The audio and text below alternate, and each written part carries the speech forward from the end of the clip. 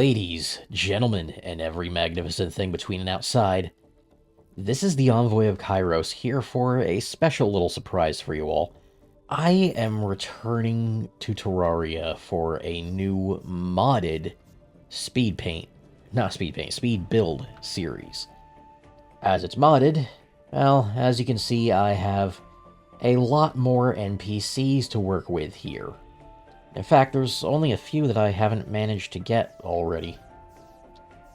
If we just check this menu real quick, and see the only ones that are left are one of the town slimes that is very, very difficult to borderline impossible to get without setting up a jungle village first.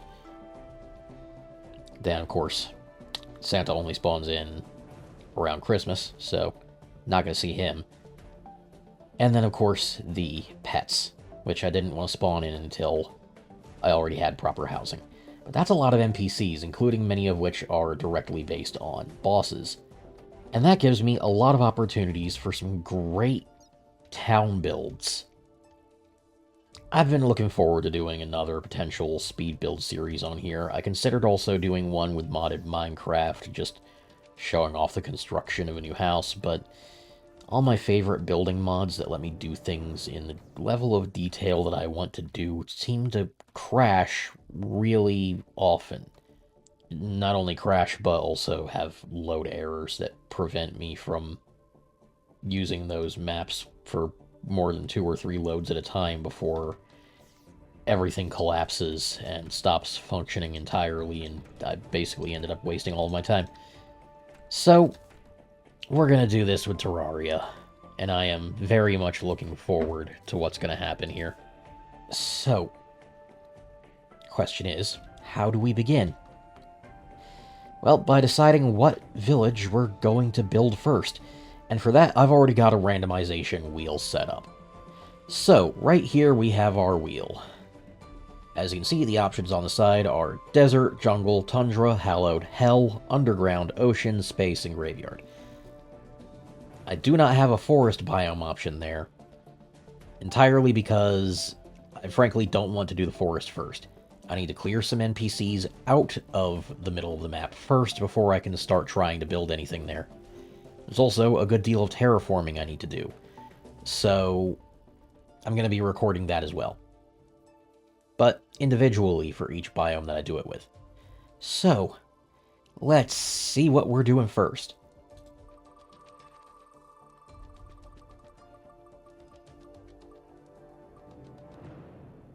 And it looks like we're actually starting with the graveyard biome, which is a very interesting first choice, and has a lot of potential.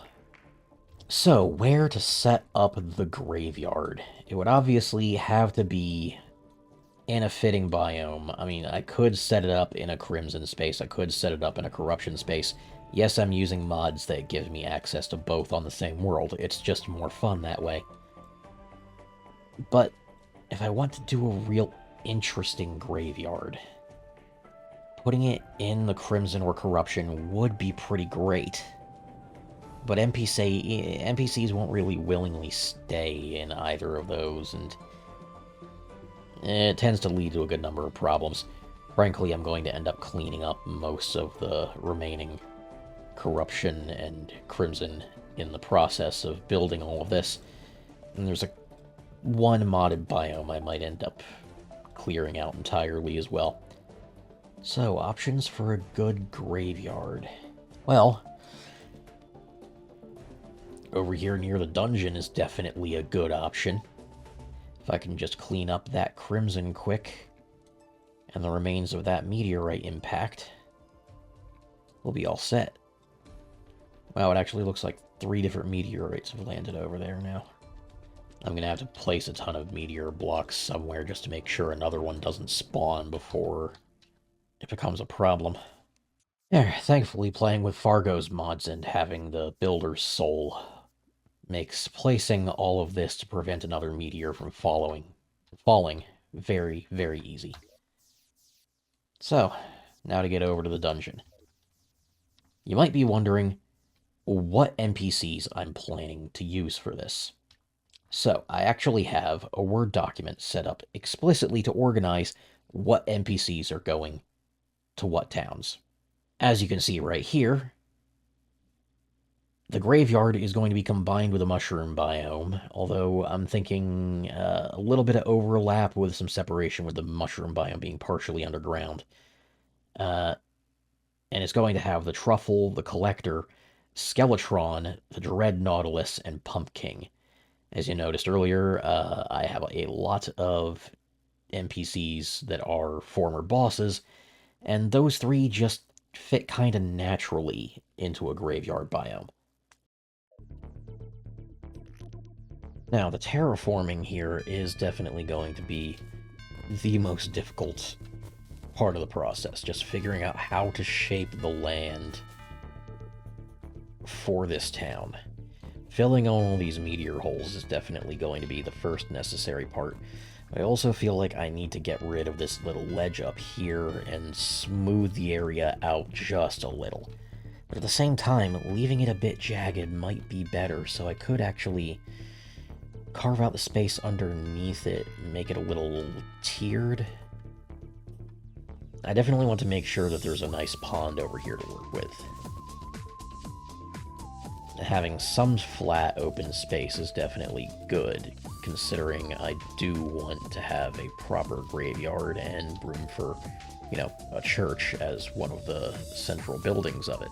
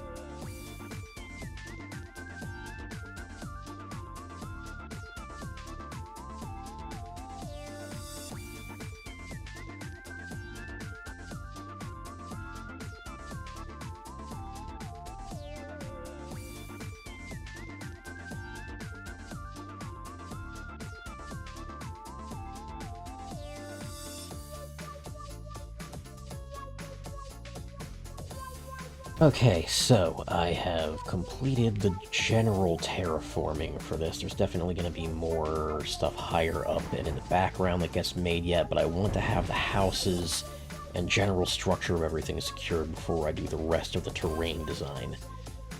So, pond with some muddy shallows here. There is a buried blood moon fountain causing the color change, because that's definitely going to be fitting for the Dread Nautilus's house. I've got a cavern over here that is going to be used as the Skeletron house area, basically set up in catacombs beneath the church that I'm going to build up here. Overall, I think the general shape of this works pretty well. Working the mushroom biome into the wider graveyard space over here should go nicely. It should give everybody plenty of room, but close enough to still qualify as a town, and plenty of space for me to set up a good teleporter in here. So, let's see just how this goes with the first building. I'm gonna knock out the church up here first. Just feel like that should be a good centerpiece to the whole build. I've got my block palette for the whole thing selected here. I should be good to go.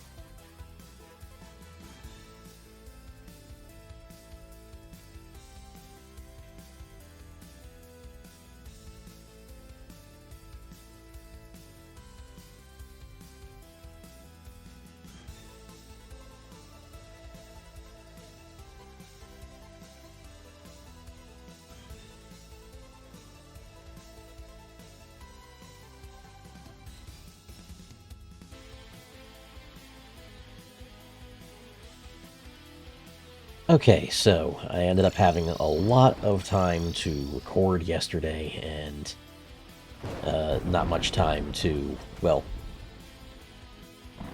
actually record my commentary. So I ended up making a lot of progress without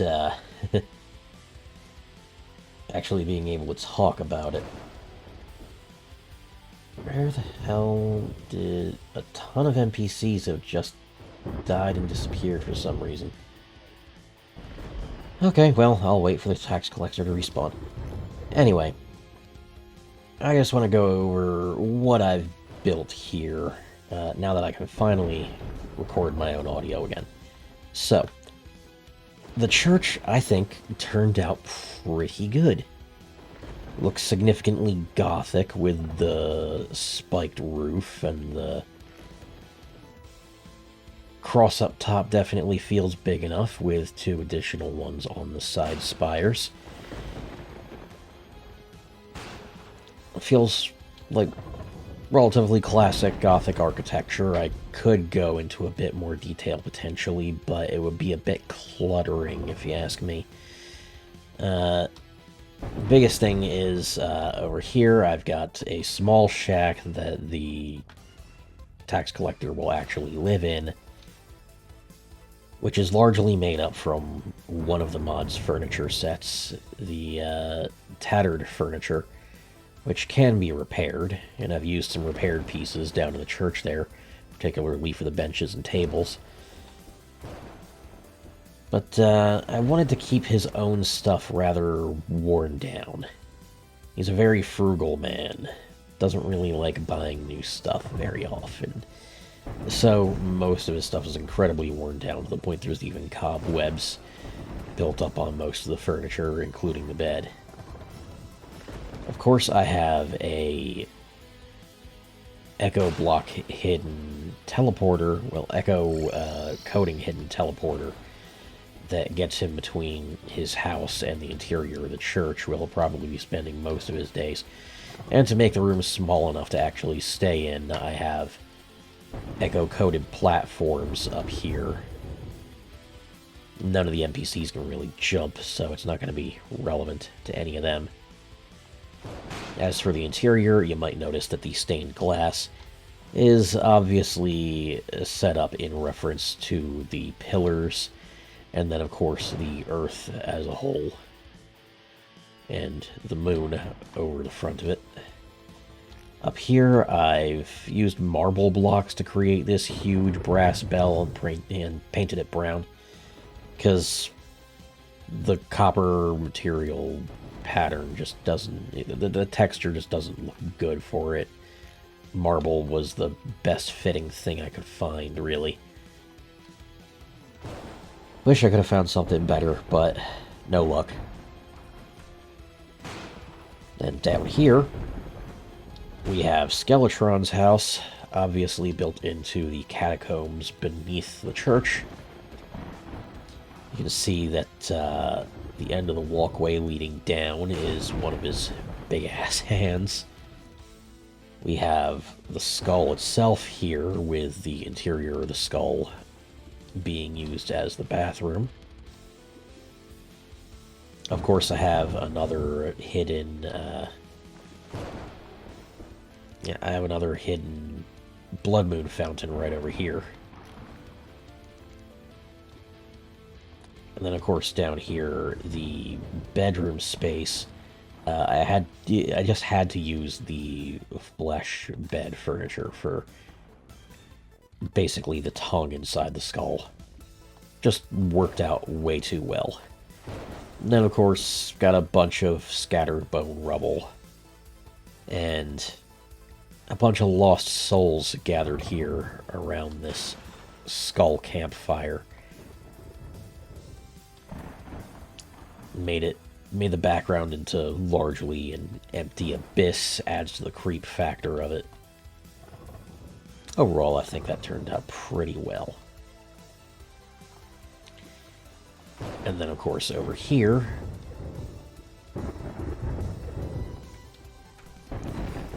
I really I really appreciate what I've got so far for the mushroom biome. Or, well, I guess it is still a mushroom biome. Even though it's a graveyard, you can see very subtly through the fog in the background that the mushroom biome background is also there. So this counts as surface mushroom. Which means I should be able to move the truffle in immediately. Wait, no, he did die and disappear. Shame. Anyway, I do intend to paint some of this mushroom biome stuff to add some extra variety of color. I must admit, I do really like the mycelium blocks that have been added by this mod set. Really adds a good amount of extra texture to this that it sorely needed. The mushroom blocks are incredibly limited, but that really varies it up. I quite like it. I'm going to add a bit more mushroom stuff yet, but it's going to be largely background elements that I need to finish the actual housing for. So there will be more yet, it's just going to take a bit.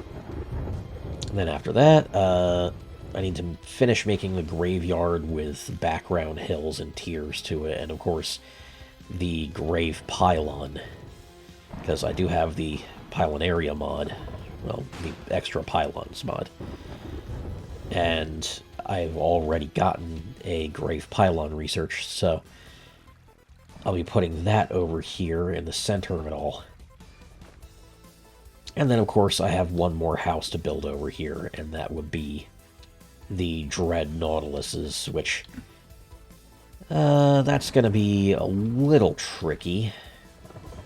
Now, when it comes to producing the Dread Nautilus's house, I am definitely going to have to rely on shell blocks, shell piles, and other such similar things. Probably use a bit of coral as well.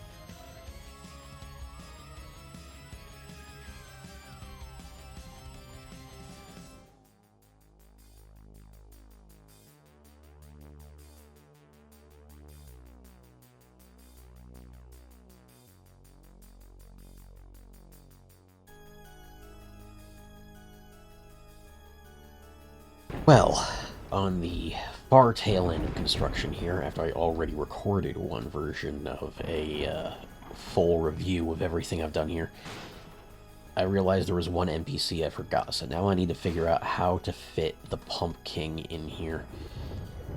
And I could try and set something up a little higher. Like,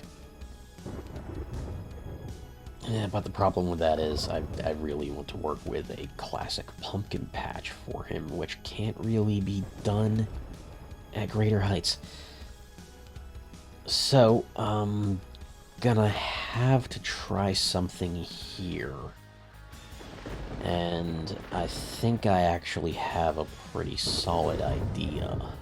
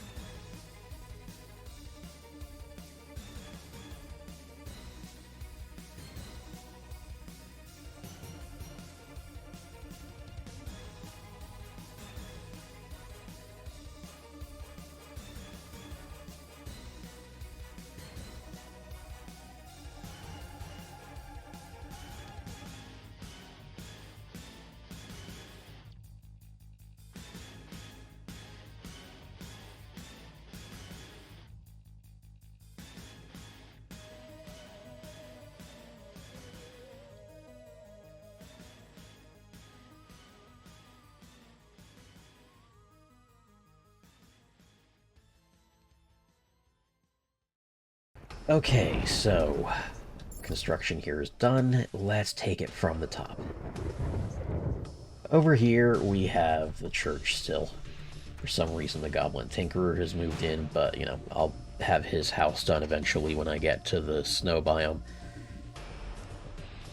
As you can see, the church, I haven't really done anything to change it. I might come back and update it later if I get some ideas, but right now I feel like this is perfectly serviceable. It looks good. Especially with the vinestone blocks added to really add some age and corrosion to the towers out here. And then, of course, we have Skeletron's place down here. Still looking good. Still very spooky, especially with it just being the total abyss in the background of it once you get past the catacombs. The pylon here, which is the grave pylon from the Extra Pylons mod. Absolutely love the variety provided by it. Yeah, I think I decorated this quite wonderfully with the black tree with the flowing blue leaves and all of the souls tangled up in the leaves. Really gives that spectral look I was going for.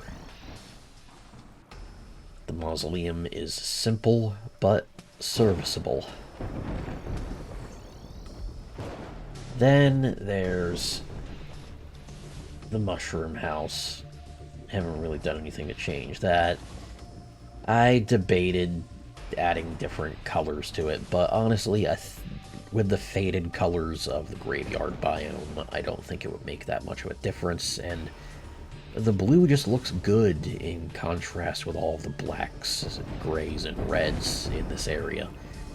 I think adding too many other colors by painting that would really just mess with the whole aesthetic. It does look suitably organic and chaotic. Do quite like that. The mycelium blocks really add a lot to the texture of it. For the Pumpkin, I wanted his lodgings to be bare and spooky. So, since I already had this tree design figured out, I figured, why not just go full Ichabod Crane with him? And have his house in the roots of this tree.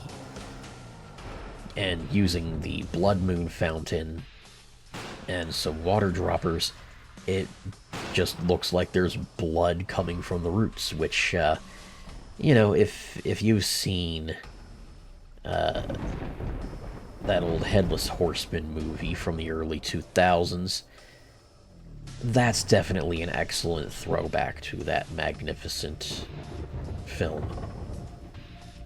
And of course, being essentially undead, his lodgings are relatively bare since he doesn't exactly need many comforts, nor probably want them. So his bed is just a coffin. He has a few lights and a good number of pumpkins growing in there as replacement heads should he need them. But otherwise, I didn't really feel a need to give him much else. It works quite well. The Red Nautilus, on the other hand, is fully alive, and I had to give him some proper lodgings. Creating this huge Nautilus shell was an interesting experiment. I knew I had to work in some patterns structure to the inside of the shell, and the craggy and stalactite stone walls painted a faint yellow to keep up with the coloration of the shell blocks really worked out.